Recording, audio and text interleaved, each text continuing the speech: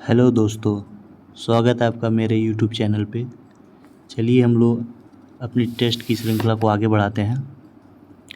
आज हम लोग एक सेटअप करेंगे हिंदी का, जो प्रीवियस ईयर एग्ज़ाम्स में आए हुए हैं और सभी मोस्ट इम्पॉर्टेंट हैं। सभी क्वेश्चन किसी न किसी एग्ज़ाम्स में पूछे गए हैं और आगे पूछने की पूरी संभावना है। चलिए हम लोग अगला क्वेश्चन देखते हैं। किस क्षेत्र की बोली को काशिका कहा जाता है? भीलवाड़ा, दिल्ली, वाराणसी या फिर सूरत? तो इसका आपका आंसर हो जाएगा ये वाराणसी। वाराणसी बोली को काशिका कहा जाता है। काशिका एक बोली है, काशिका एक बोली है जो भोजपुरी बोली का ही रूप है। काशिका क्या है? भोजपुरी बोली का रूप है और इसमें हिंदी, उर्दू और भोजपुरी के शब्द अमूमन मिलते हैं। चलिए हम लोग अगले क्वेश्चन पे चलते हैं। अगला क्वेश्चन है, अवधी बोली किस अपभ्रंश से विकसित हुई है? अवधी बोली किस अपभ्रंश से विकसित हुई है? मागधी, अर्धमागधी, सौरसैनी या फिर ब्राह्मण? तो ब्राह्मण तो यहाँ पे नहीं होगा, क्योंकि ब्राह्मण से तो आपकी सिंधी बोली का विकास हुआ है। सौरसैनी से आपका पश्चिमी हो जाएगा, ये भी नहीं होगा। पश्चिमी और राजस्थानी बोलियों का विकास सौरसैनी से हुआ। मगधी से भी नहीं हुआ। मगधी से आपका बिहारी और बंगाली बोली का विकास हुआ। यहाँ पे आंसर हो जाएगा अर्धमागधी। इसका अर्धमागधी आंसर होगा। अर्धमागधी से आपका अवधी, बघेली और छत्तीसगढ़ी तीनों बोलियों का विकास हुआ है। चलिए हम लोग अगले क्वेश्चन पे चलते हैं। अगला क्वेश्चन है, निम्न में दीर्घ स्वर कौन सा है? बड़ा आ, उ, ई या फिर ए? तो इसका आपका आंसर हो जाएगा बड़ा आ। ये आपका दीर्घ स्वर है। बाकी उ, ई, ए ये आपके संयुक्त स्वर में आते हैं। जैसे कि आपको पता है कि जो स्वर वर्णों को हिंदी में 3 भागों में बांटा गया है, हर्ष स्वर, दीर्घ स्वर और संयुक्त स्वर। हर्ष स्वर में 4 आते हैं वर्ड, जैसे ओ, छोटी ई, छोटा ऊ और री। दीर्घ में बड़ा आ, बड़ी ई, बड़ा ऊ। और संयुक्त में ई, ए, ऊ और औ 4 आते हैं। चलिए अगले क्वेश्चन पे चलते हैं। अगला क्वेश्चन है, त्र वर्ण किस वर्णों के सहयोग से बना है? त्र। तो त्र आपका ध्यान देना पड़ेगा, इसको आधा तो और र ये वाला होगा। भूल के कई बार आदमी मिस्टेक से तो और फिर र फिर आधा र करते हैं, ऐसे नहीं होगा। इसको ध्यान दीजिएगा, यही होगा इसका बी वाला आंसर। चलिए अगले क्वेश्चन पे चलते हैं। अगला क्वेश्चन है, भाववाचक संज्ञा कितने प्रकार के शब्दों से बनती है? इसका आंसर आप लोग बताइए। भाववाचक संज्ञा कितने प्रकार के शब्दों से बनती है? 4 प्रकार, 3 प्रकार, 5 प्रकार या फिर 6 प्रकार? देखिए ये क्वेश्चन यूपीएससी में प्रीवियस ईयर का है, पूछा हुआ है और बहुत बच्चे इसका आंसर गलत किए थे। इसका आंसर होगा 5 प्रकार से। और 5 प्रकार कौन कौन से हैं? भाववाचक संज्ञा का निर्माण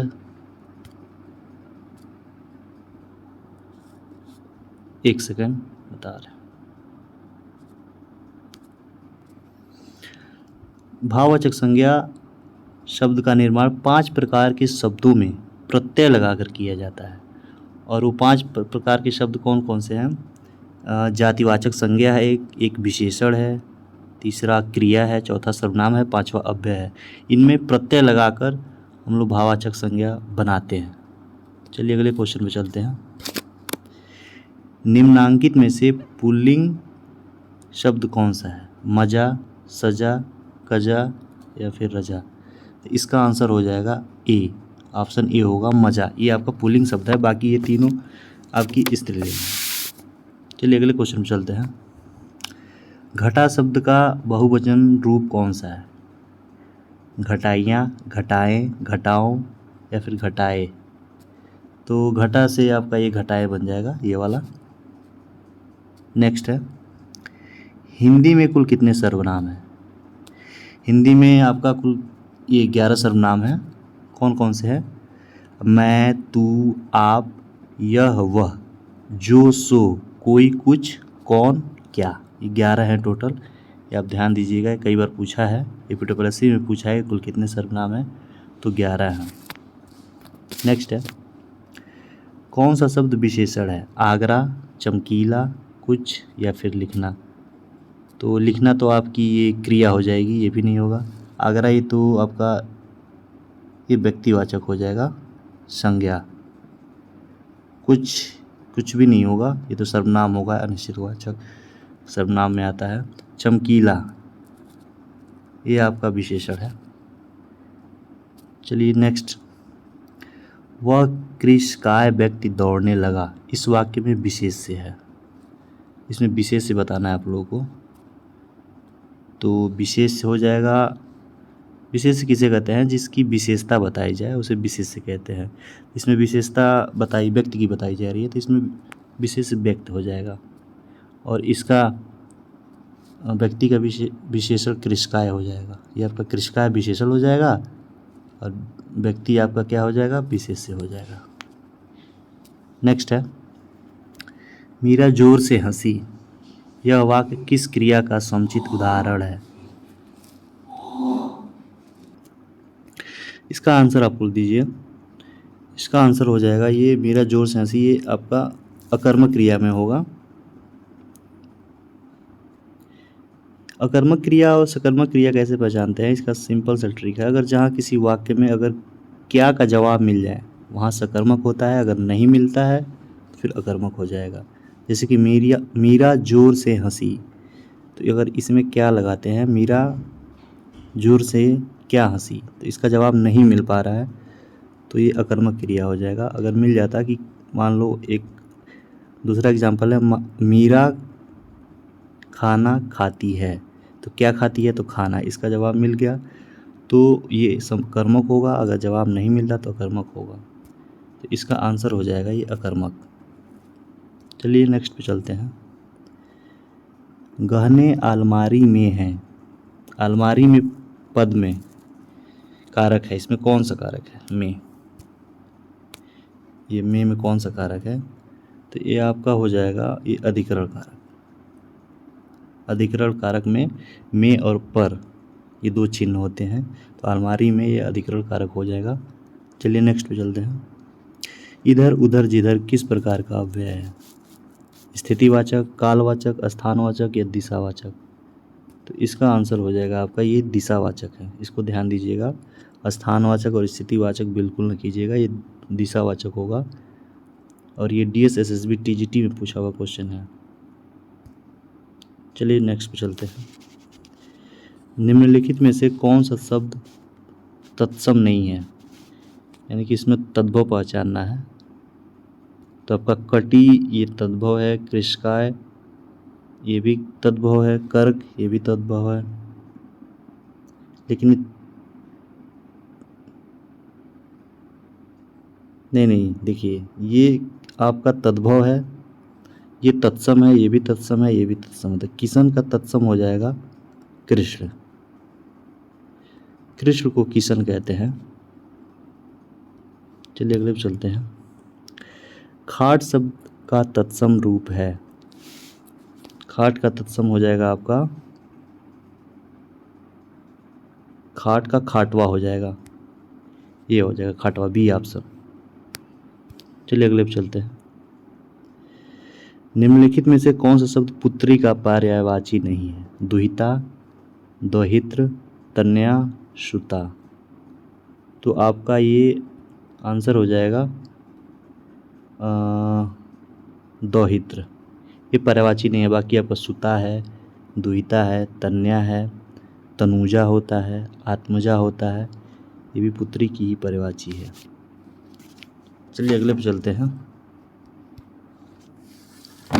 अगला है आकलन शब्द का विलोम है, आकलन का आपका ये विकलन हो जाएगा, ऑप्शन ए। नेक्स्ट है, निम्नलिखित प्रश्न में 4 विकल्प में से उस विकल्प का चयन करें जो दिए गए शब्द का सही समानार्थी शब्द वाला विकल्प है। सर्प, सर्प का समानार्थी क्या होगा? व्याघ्र, व्याघ्र नहीं होगा, ये तो शेर का होता है।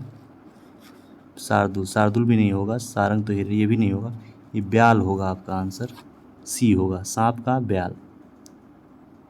नेक्स्ट है, जंगल में लगने वाली आग को क्या कहते हैं? जंगल में लगने वाली आग को दवानल कहते हैं, जठराग्नि कहते हैं, जो पेट में लगने वाली अग्नि होती है उसे जठराग्नि कहते हैं, और जंगल में लगने वाली आग या वन में लगने वाली आग दवानल कहते हैं। नेक्स्ट है, जूतम पैजाम मुहावरे का अर्थ है? लड़ाई झगड़ा होना, लूट मचना, छीना झपटी करना, या किसी वस्तु की बहुतायत। तो इसका आपका आंसर हो जाएगा लड़ाई झगड़ा होना। चलिए नेक्स्ट चलते हैं, बछिया का ताऊ का अर्थ क्या होगा? ये भी मुहावरा है, कामचोर व्यक्ति, साहसी व्यक्ति, अत्यधिक मूर्ख व्यक्ति, या फिर अत्यधिक रौबदार व्यक्ति। तो बछिया का ताऊ कहते हैं जो बहुत मूर्ख होता है उसे बछिया का ताऊ कहते हैं देसी भाषा में। चलिए नेक्स्ट पे चलते हैं, बाण और तालाब के भिन्न भिन्न अर्थ बताने वाले शब्द की सही जोड़ी है? तो इसकी सही जोड़ी हो जाएगी सर और सर। जैसे आपको पता है कि बाण को सर कहते हैं और तालाब को ये वाला सर कहते हैं, सर। इसको ध्यान दीजिएगा, कई बार पूछा हुआ है और परीक्षा में कई बार सर और सर का अर्थ पूछ लेता है, तो वहाँ ऑप्शन में बाण और तालाब ही मारिएगा आप लोग। नेक्स्ट, लघुर्मी में कौन सी संधि है? वियोग संधि, वियोग संधि तो होती ही नहीं है कुछ, व्यंजन संधि भी नहीं होगा, विसर्ग संधि भी नहीं होगा, स्वर संधि होगी। लघुर्मी स्वर संधि में भी कौन सा होगा? दीर्घ स्वर संधि होगा।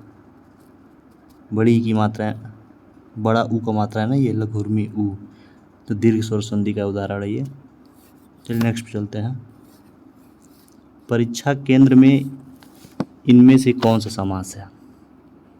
परीक्षा केंद्र को आप लोग विग्रह कीजिए, परीक्षा का केंद्र या परीक्षा के लिए केंद्र। तो इसका होगा आपका परीक्षा के लिए केंद्र।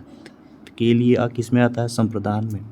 संप्रदान में होगा को के लिए, इसका आंसर हो जाएगा सी। चलिए नेक्स्ट पे चलते हैं, निम्नलिखित विकल्पों में से दिए गए वाक्यों का सही वाक्य भेद पहचानिए। पुस्तक बाजार में बहुत महंगी थी इसलिए पुस्तकालय से ले ली। कौन सा वाक्य पहचानना है आपको? ये आपका हो जाएगा, ये सरल वाक्य तो नहीं होगा, विधानवाचक भी नहीं होगा, मिश्र भी नहीं होगा, ये आपका संयुक्त वाक्य होगा, इसको ध्यान दीजिएगा। तो ये हम लोग का लास्ट क्वेश्चन था, तो कमेंट में बताइएगा कैसा रहा ये प्रैक्टिस सेट। चलिए हम मिलते हैं अपने अगले टेस्ट में, जल्दी मिलेंगे और अच्छे क्वेश्चन के साथ हम लोग मिलेंगे।